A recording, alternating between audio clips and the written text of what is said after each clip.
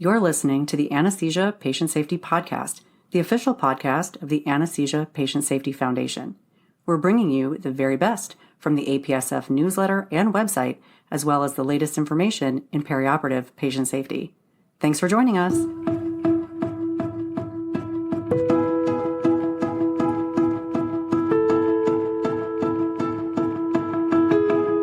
Hello, and welcome back to the Anesthesia Patient Safety Podcast.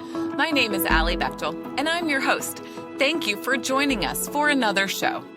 A big threat to patient safety during anesthesia care includes reactions to medications. We need to remain vigilant when administering medications, taking into consideration correct medication, dose, route, and then our job is not done because we need to monitor for the response to the medication and be on the lookout for any adverse effects or reactions. Before we dive into today's episode, we'd like to recognize Fresenius Kabi, a major corporate supporter of APSF.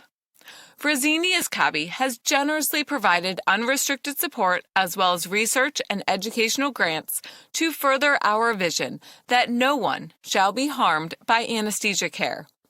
Thank you, Fresenius Kabi. We wouldn't be able to do all that we do without you. Today, we are going to be talking about a specific medication and potential reaction. The featured article is from the February 2021 APSF newsletter and is called Perioperative Hypersensitivity, Recognition and Evaluation to Optimize Patient Safety by David Kahn, Kimberly Blumenthal, and Elizabeth Phillips. To follow along online, head over to apsf.org and click on the newsletter heading. First one down is the current issue. Then scroll down on the right under the featured article heading until you see this article.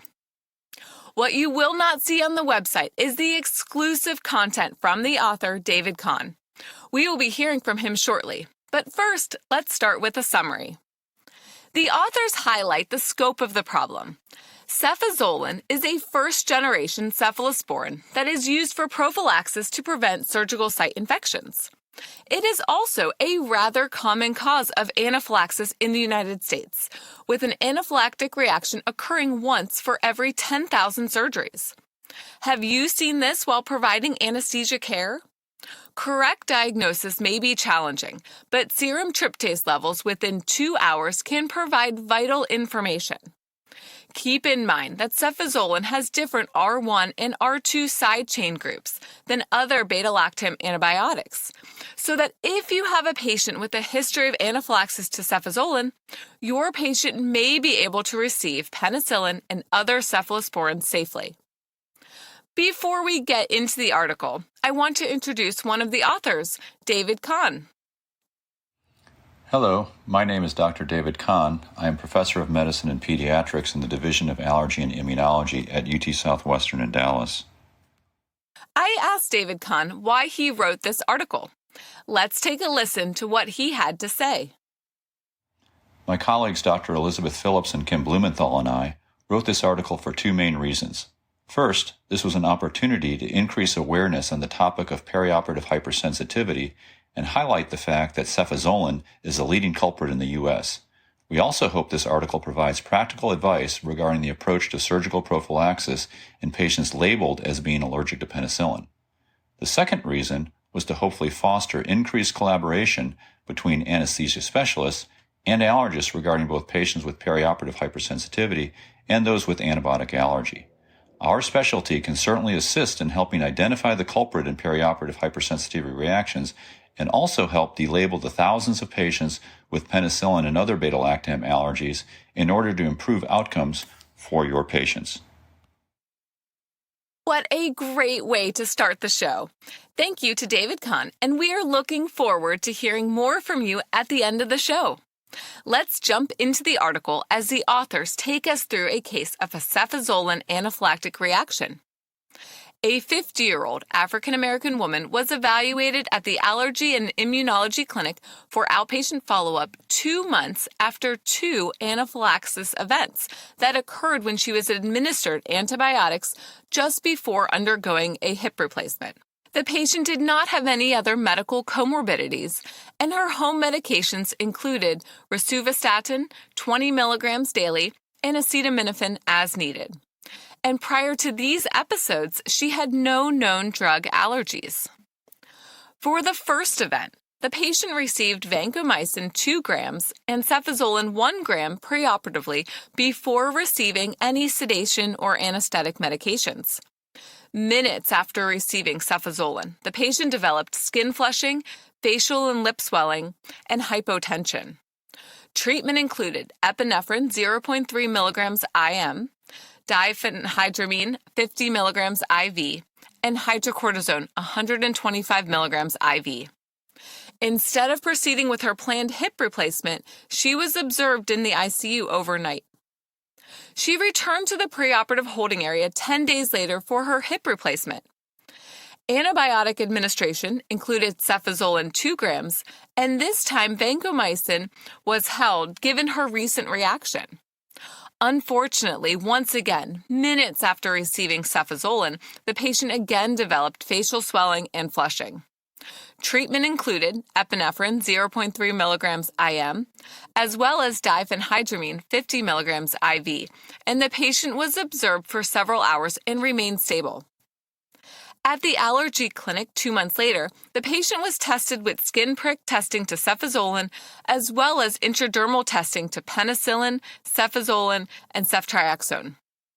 The results revealed weakly positive skin tests to cefazolin and strongly positive intradermal testing to cefazolin and negative testing to the other medications.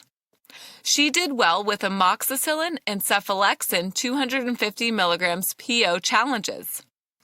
This complete allergy workup allowed the patient to be correctly diagnosed with a cefazolin anaphylaxis reaction, with the advice that it would be safe for her to take penicillin and other cephalosporins, as well as vancomycin in the future.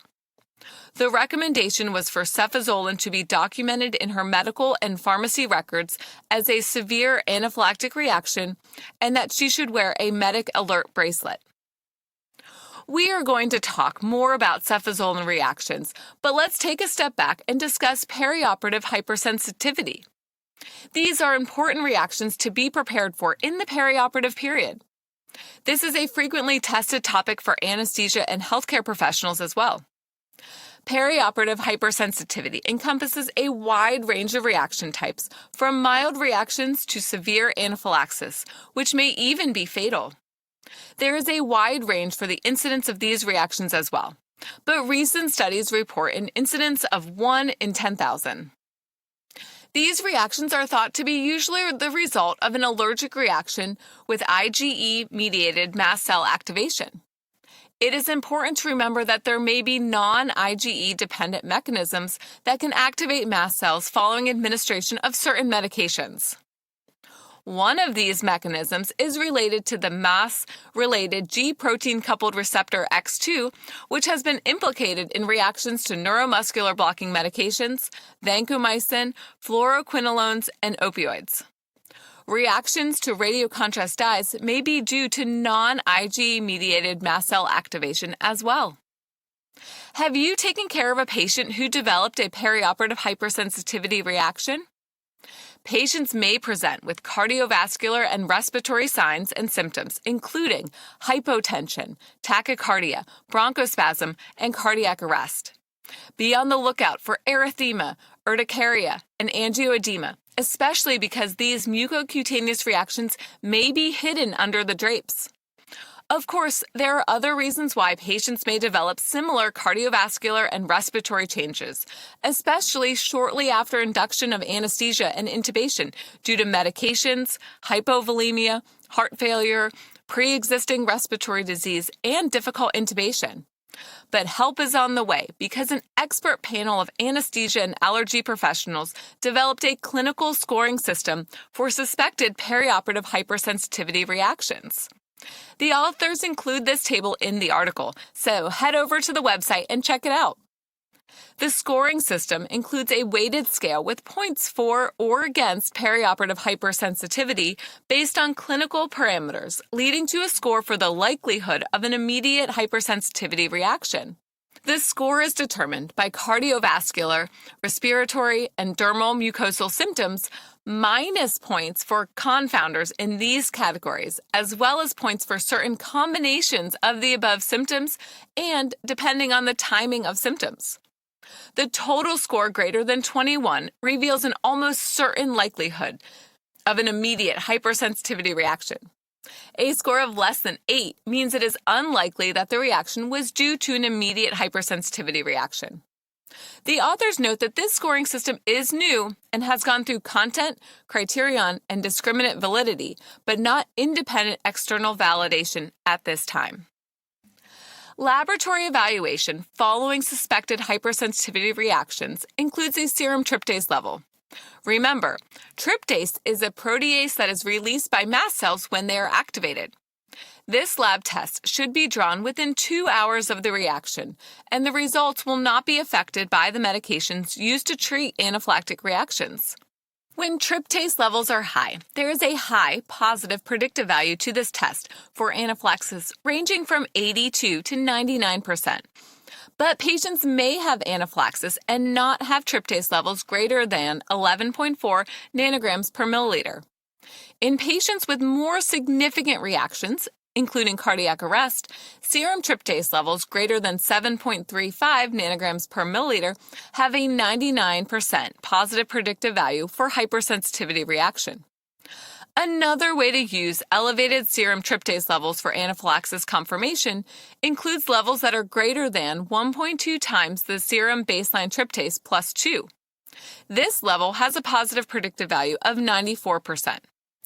We may also see elevated tryptase levels in cases of non-IgE-mediated mast cell activation, which occurs in about 10% of cases. The most common causes of perioperative hypersensitivity reactions include the following: antibiotics, neuromuscular blocking medications, and disinfectants. In the United States, cefazolin is the most common cause of perioperative hypersensitivity reactions with over 50% of the cases. These reactions may occur following the first exposure to cefazolin, but the pathway of sensitization is still unknown. Another interesting point about cephalosporin reactions is that it is usually due to the R1 side chains. Cefazolin contains unique R1 and R2 side chains that all other beta-lactams in North America do not have. This is good news, though, since patients with cefazolin allergy usually do not have allergic reactions to penicillin or other cephalosporins. While anesthesia and healthcare professionals are aware of the risks for perioperative hypersensitivity reactions and the presentation and timely treatment, the authors highlight the importance of laboratory testing to identify the culprit medication for suspected perioperative hypersensitivity reactions for the following reasons. The patient may have had their surgery or procedure aborted due to the reaction, but they will likely need to undergo the surgery in the future, and to help keep patients safe when they need surgery and anesthesia in the future. The international consensus recommendations include a comprehensive allergy evaluation in collaboration with anesthesia and allergy professionals for all patients who have a perioperative hypersensitivity reaction. This evaluation should occur about 4 weeks after the event, but the information can be helpful as long as it is completed within 6 months. A timely evaluation is important since the majority of patients with anaphylaxis to cephalosporins will be negative by skin prick testing after 5 years. The collaboration between anesthesia and allergy professionals is vital by providing information from the anesthesia record and operative note, including the time of drug administration and timing for other potential exposures, including disinfectants, latex, lubricants, contrast dyes, gelatin sponges used for hemostasis, foreign devices, and local anesthetics. The outpatient allergy evaluation includes skin testing, followed by observed challenges with medications that tested negative on the skin testing. Keep in mind that most outpatient allergy clinics do not do IV medication challenges and do not complete challenges with opioids, benzodiazepines, neuromuscular blocking drugs, and propofol. For these medications that have a negative skin test, it may be helpful to administer a test dose prior to anesthesia induction. The good news is that 90% of patients who are formally evaluated by an allergist will be able to safely have anesthesia without a recurrent allergic reaction. Anesthesia professionals often see patients in pre-op who have a reported history of allergy to penicillin or cefazolin, but have never seen an allergist. This may lead to alternative antibiotic administration in order to avoid the potential allergic reaction. This is not without other risks, though. Alternative antibiotics may not be as effective for prophylaxis, leading to increased risk of infection. Plus, common alternatives, such as clindamycin and vancomycin, have an increased risk for Clostridium difficile colitis and acute kidney injury. Patients with cefazolin allergy may be able to receive other beta-lactam antibiotics safely when this is confirmed with allergy testing, instead of just avoiding all beta-lactams in the future. What about our patients with reported penicillin allergies, which are often benign rashes, remote reactions in childhood, or unknown reactions? These patients with history of low-risk reactions can safely receive cefazolin. Emory University has a simple algorithm for perioperative antibiotic administration in patients with a history of penicillin allergy. Basically, patients were given cefazolin or cefuroxime unless their reported reaction included the following: Stevens-Johnson syndrome or toxic epidermal necrolysis, drug reaction with eosinophilia and systemic symptoms, liver or kidney injury, anemia, fever, or arthritis following penicillin. Implementation of this algorithm led to increased cephalosporin administration with no immediate hypersensitivity reactions. Another important statistic is that for patients with documented anaphylaxis to penicillin, the risk of a cefazolin allergy is less than 1%.